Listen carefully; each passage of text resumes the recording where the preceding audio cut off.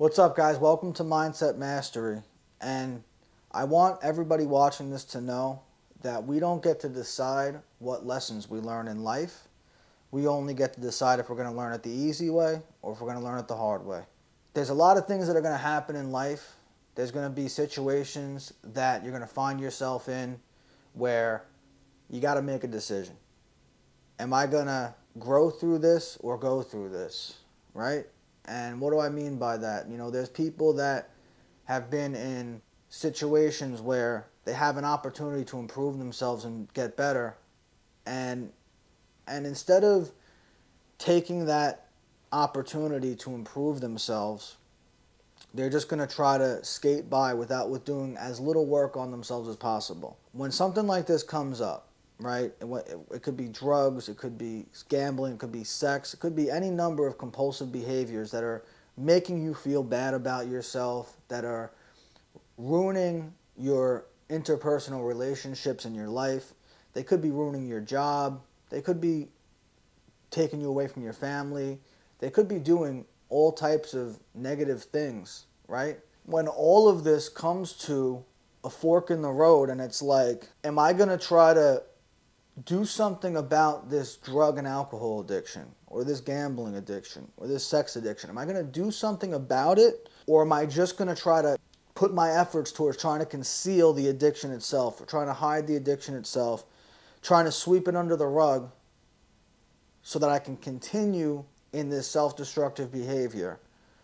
And a lot of that comes from fear, because oftentimes people will feel that their addiction, the thing that's destroying their lives, they feel that it's such an integral part of their life that they actually aren't ready to let go of it yet.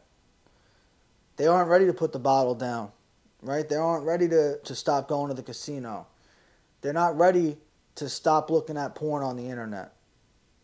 So rather than try and get rid of the behavior, they'll try to conceal that it's even happening. You know, they say what doesn't come out in the wash comes out in the rinse. You know, like the truth is always going to come out. It's going to be revealed one way or another. You could hide it as much as you want, but it's going to come out in some way, shape, or form. And even if people don't find out what it is that you're doing, the people around you are going to be affected by your behavior. Even if, you know, because your behavior, if you're disrespecting yourself and you're not treating yourself well, you're not going to treat the people around you as well as you could. So that's the situation that people have to decide. Am I going to be the best person that I can and work on myself so that I can give the best version of myself back to the people that I love and care about? Right? So what can we do? You know, because an addiction or compulsive behavior is not something that's just, you know, you decide you're not going to do it and you stop doing it. It definitely doesn't work that way. But there are things that you can do. The first thing you have to do is you have to be willing to ask for help, and you have to go ask for help, and you got to get honest with somebody. You don't have to get honest with everybody at once, but you have to get honest with somebody. All right? And that's the first step. You know, this has become a cliche, but the first step is admitting that you have a problem. That's what you have to do. You have to be willing to tell somebody that you have a problem. And, you know, for me, with my drug addiction, I did the first step without knowing that I did it. I didn't know that I was on the path to changing my life when I first got sober. I came home. I was living at my mom's house at the time, living at my mother's house. I was 23 years old, shooting heroin every day, cocaine, benzos. But quite frankly, I would have done any drug that you'd put in front of me at the time. Anything to just get out of my own consciousness. I wasn't comfortable in my own skin. I wasn't comfortable being who I am. So I came home at like 4 or 5 in the morning. This is a time when I guess my mom had finally just had enough. I don't know what was going on in her head at the time, but I could only imagine, because she was watching her only son kill himself slowly.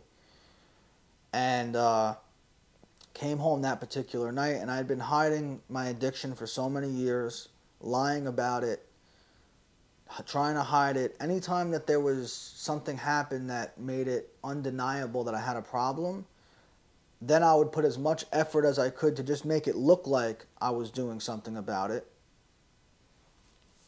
I would do just enough to get people off my back to where they said, all right, he's working on it, he's doing something, right? and then I would continue doing the same thing.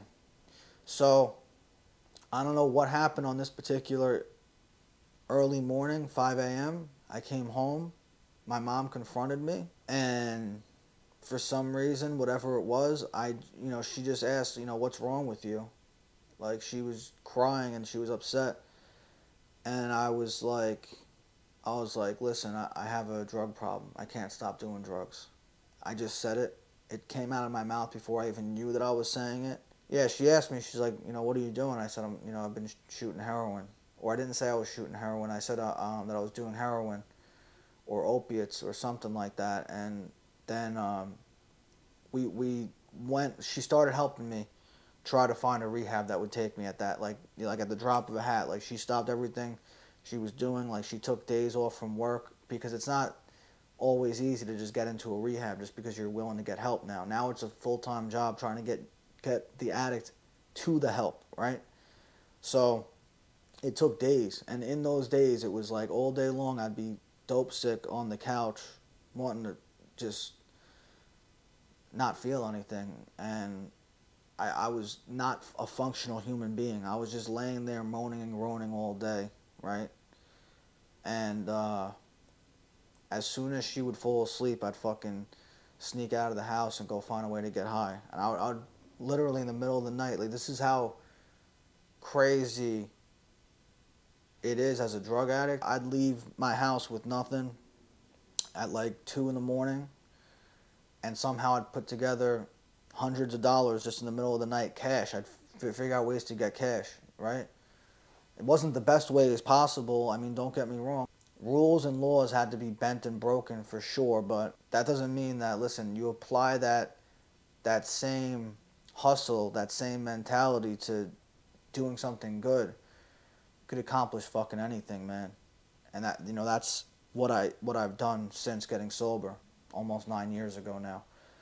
So I got into that whole rant just to say this, like, just because you kick a drug addiction or alcoholism doesn't mean that these obsessive compulsive behaviors aren't going to come up in other areas of your life. There's still other areas of your life that need work and that need help. And it's important to apply the same principles that we applied to getting sober to any other compulsive behavior that's destroying our lives today, right?